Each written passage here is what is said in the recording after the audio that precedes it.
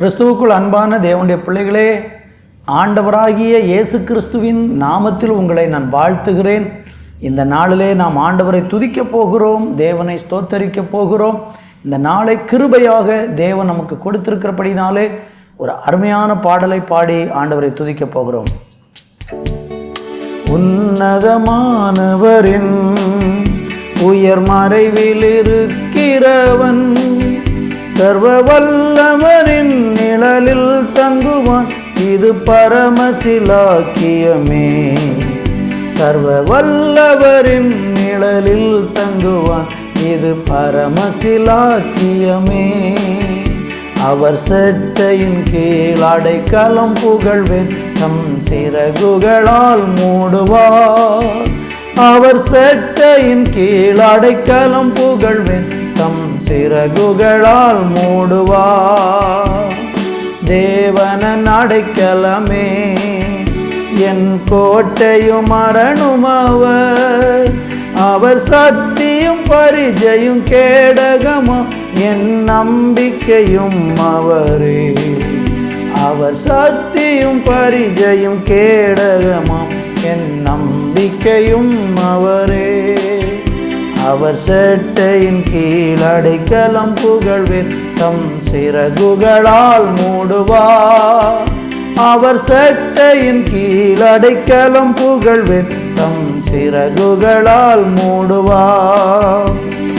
இரவில் பயங்கரத்துக்கும் பகலில் பறக்கும் அம்புக்கும், இருளில் நடமாடும் கொள்ளை நோய்க்கும் நான் பயப்படவே மாட்டேன். இருளில் நடமாடும் கொள்ளை நோய்க்கும் நான் பயப்படவே மாட்டேன். அவர் செட்டையின் கீழ் அடைக்கலம் புகழ்வேன், தம் சிறகுகளால் மூடுவார். அவர் செட்டையின் கீழ் அடைக்கலம் புகழ்வேன், தம் சிறகுகளால் மூடுவார். ஆண்டவருடைய நாமத்தை நாங்கள் எல்லாரும் சேர்ந்து ஆண்டவரை உயர்த்தி மகிமைப்படுத்துகிறோம். தகப்பனே, இந்த நாளை நீங்கள் எங்களுக்கு கொடுத்ததற்காக உமக்கு நன்றி. உமக்கு சிங்காசனம் அமைத்திட உம்மை துதிக்கிறோம் தேவனே. பரிசுத்த அலங்காரத்துடனே உம்மை தொழுகிறோம் இயேசுவே. எங்கள் மத்தியில் உலாவிடும், எங்களோடென்றும் வாசம் செய்யும். எல்லாரும் சேர்ந்து சொல்லுங்க. எங்கள் மத்தியில் உலாவிடும், எங்களோடென்றும் வாசம் செய்யும். இதோ மனிதர்கள் மத்தியில் வாசம் செய்பவரே, எங்கள் நடுவிலே வசித்திட விரும்பிடும் தெய்வம் நீரே.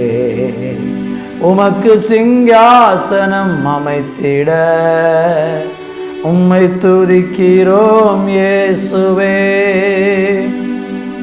பரிசுத்த அலங்காரத்துடனே உம்மை தொழுகிறோம் இயேசுவே.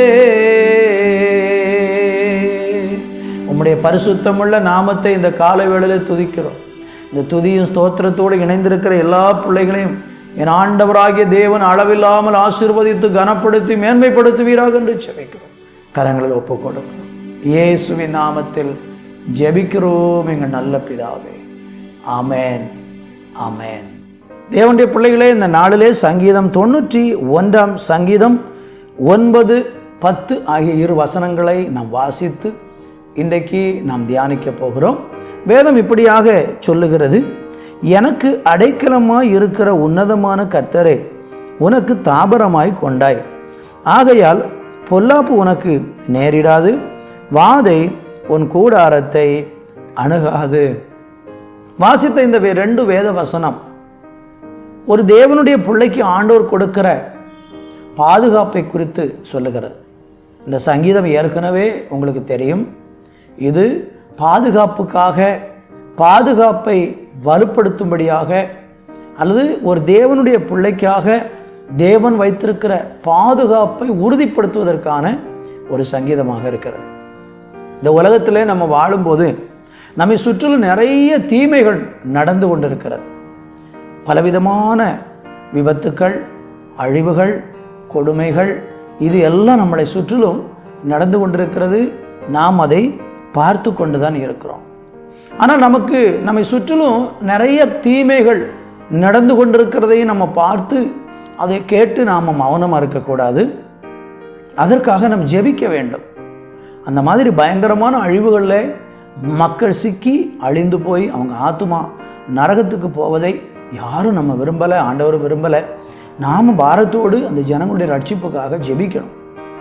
அவங்க எல்லாரும் ரட்சிக்கப்படணும், தேவனை அறிய வேண்டும் என்று நம்ம ஜெபிக்கணும். அதே நேரத்தில் ஆண்டவர் சொல்லுகிறார், தேவனை அறிந்த பிள்ளைகளுக்கு இந்த உலகத்தில் ஆண்டவர் கொடுத்திருக்கிற ஆயுசு நாட்கள் வரையிலும் அவர்களை பாதுகாப்பேன் என்று ஆண்டவர் வாக்கு பண்ணுகிறார். என்றைக்கு ஒரு தேவனுடைய பிள்ளை, எப்பொழுது ஒரு தேவனுடைய பிள்ளை பாதுகாப்பாக இருக்கிறான் என்பதை நாம் வேதத்தில் ஆராய்ந்து பார்த்தால், ஆண்டவருக்குள்ள யாரெல்லாம் இருக்கிறார்களோ அவர்கள் பாதுகாப்பாக இருக்கிறார்கள். லூக்கா சுவிசேஷத்தில் படிக்கும் பொழுது ஒரு மனுஷன் எருசலேமிலிருந்து எரிகோவுக்கு போனான், கள்ளர்களுடைய கையில் அகப்பட்டான் என்று சொல்லப்பட்டிருக்கிறது. அவனுடைய வஸ்திரத்தை எல்லாம் உரிந்து கொண்டு அவனுக்கு இருந்த எல்லாவற்றையும் அபகரித்து அவனை அடித்து காயப்படுத்தி குற்றுயிராக விட்டு போய்விட்டார்கள். அந்த மனுஷனுக்கு பாதுகாப்பு இல்லை. காரணம் என்ன தெரியுமா? அவன் எருசலேம் என்கிற தேவனுடைய வீட்டை விட்டு எரிகோ என்கிற சாபமான இடத்தை நோக்கி போனான். இன்றைக்கு நானும் நீங்களும் கூட ஆண்டவருடைய எல்லைக்குள் இருக்கிற வரையிலும் தேவன் நம்முடைய பாதுகாப்பை உறுதிப்படுத்தி கொண்டே இருப்பார். இந்த சங்கீதம் சொல்லுகிறது, 1வது வசனம் நமக்கு எல்லாருக்கும் தெரியும், உன்னதமானவருடைய மறைவில் இருக்கிறவன் சர்வ வல்லவருடைய நிழலில் தங்குவார். பார்த்தீங்களா? அப்போ நம்ம தேவனுடைய மறைவில் சார்ந்து இருந்தால் அல்லது மறைவுக்குள் இருக்கிற வரையிலும் நமக்கு பாதுகாப்பு. ஒரு கோழி தன்னுடைய குஞ்சுகளை அந்த செட்டைக்குள்ளே வைத்திருக்கும். அந்த குஞ்சுகள் அந்த கோழியினுடைய இறக்கைக்குள் செட்டைகளுக்குள் இருக்கிற வரையிலும், மறைந்து இருக்கிற வரையிலும் அந்த கோழி குஞ்சுகளுக்கு பாதுகாப்பு. இல்லை என்றால் அது தாயை விட்டு தனித்து பிரிந்து போகும் என்றால் அதை கழுகுகளோ காகங்களோ வந்து அந்த குஞ்சுகளை கொன்று எடுத்துக்கொண்டு போய்விடும். இதுபோல தான் நானும் நீங்களும் ஆண்டவருக்குள் அந்த பாதுகாப்பின் எல்லைக்குள் நம்முடைய வாழ்க்கையை நாம் அமைத்து கொண்டு வாழும் பொழுது தேவன் நம்மளை பாதுகாப்பார். நாம் பாவத்துக்குள்ளே போய் எல்லையை மீறி தேவனுடைய கட்டளைகளை மறந்து தேவனை விட்டு தூரமாய் போய் தேவனுக்கு பிரியமில்லாத பகுதிகளில் நம்முடைய கால்களை மிதிக்கும் பொழுது நமக்கு எப்பொழுது வேண்டுமானாலும் என்ன வேண்டுமானாலும் சம்பவிக்கலாம். அதுதான் பாதுகாப்பற்ற வாழ்க்கை. இந்த வசனம் சொல்லுகிறது, எனக்கு அடைக்கலமாக இருக்கிற உன்னதமான கர்த்தரை உனக்கு தாபரமாய் கொண்டாய். பார்த்தீங்களா? எனக்கு அடைக்கலம். நம்ம ஆண்டவரை நமக்கு அடைக்கலமாக வச்சுக்கூடாது. எல்லை விட்டு வெளியே போயிடக்கூடாது. வேலியை விட்டு வெளியே போயிடக்கூடாது. யோபுவையும் குடும்பத்தையும் ஆண்டவர் வேலியை அடைத்தார். அதே மாதிரி நம்மளை வேலியை அடைச்சிருக்கிறார். வேலியை உடைத்து கொண்டு பாவம் செய்வதற்காக சாபமான காரியங்களுக்குள்ளே போகும்போது பாதுகாப்பற்ற சூழ்நிலை உண்டாகிறது. எனவே இன்றைக்கு உங்களுடைய பாதுகாப்பை பலப்படுத்துவதற்கு எல்லையை மீறாதபடி உன்னதமானவருடைய மறைவுக்குள் இருந்து அந்த பாதுகாப்பை நாம் அனுபவிப்போம். வேதம் சொல்லுகிறது, ஆகையால் பொல்லாப்பு உனக்கு நேரிடாது, வாதை உன் கூடாரத்தை அணுகாது. அப்படி தேவனுடைய எல்லைக்குள், பரிசுத்த எல்லைக்குள், சத்திய வசனத்தின் எல்லைக்குள், விசுவாச எல்லைக்குள் யாரெல்லாம் வாழ்கிறார்களோ அவங்களுடைய பாதுகாப்பு பயங்கரமாக இருக்கும், வலுப்படுத்தப்படும், பலப்படுத்தப்படும். ஜெபிக்கலாமா? நல்ல தகப்பனை, இந்த நாளில் எங்களுக்கு கொடுத்த நல்ல ஆலோசனைக்காக நன்றி. உன்னதமானவருடைய மறைவிலே நாங்கள் தங்கி இருந்து, ஆண்டவரே, உன்னதமான எங்கள் கர்த்தரை எனக்கு அடைக்கலமாக இருக்கிற உன்னதமான கர்த்தரை உனக்கு தாபரமாய் கொண்டா என்று சொன்ன வார்த்தையின்படி நாங்கள் என் தேவனை தாபரமாய் கொண்டு வாதை எங்களை அணுகாதபடி, பொல்லாப்பு நேரிடாதபடி பாதுகாப்பாக இருந்து ஆசீர்வதிக்கப்பட கிருபை செய்யும். இயேசு கிறிஸ்துவின் நாமத்தில் ஜெபிக்கிறோம் எங்கள் நல்ல பிதாவே. ஆமேன், ஆமேன்.